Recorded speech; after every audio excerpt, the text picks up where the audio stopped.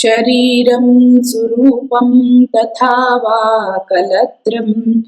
यशश्चारुचित्रं धनं मेरुतुल्यम् मनश्चेन्न लग्नं गुरोरङ्घ्रिपद्मे ततः किं ततः किं ततः किं ततः किम् कलत्रं धनं पुत्रपौत्रादि सर्वं गृहं बान्धवा सर्वमेतद्धि जातम् मनश्चेन्न लग्नं गुरोरङ्घ्रिपद्मे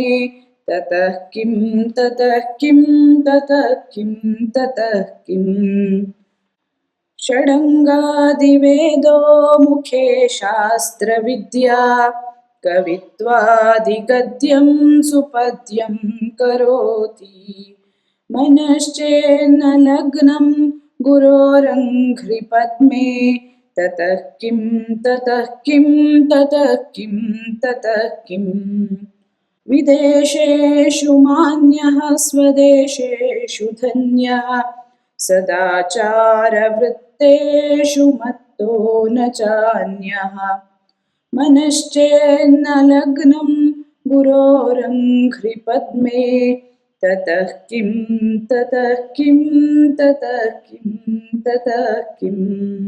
क्षमामण्डले भूपभूपालवृन्दैः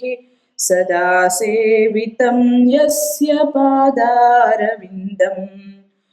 मनश्चेन्न लग्नं गुरोरङ्घ्रिपद्मे ततः किं ततः किं ततः किं ततः किम् यशो मे गतं दिक्षु दानप्रतापात् जगद्वस्तु सर्वं करे यत्प्रसादात्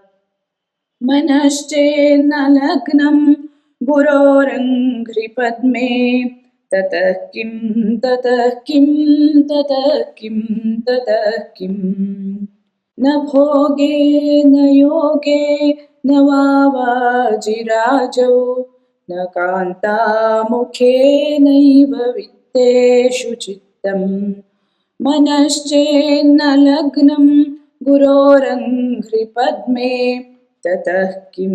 ततः किं ततः किं ततः किम् अरण्येन वा स्वस्य गेहेन कार्ये न देहे मनो वर्तते मे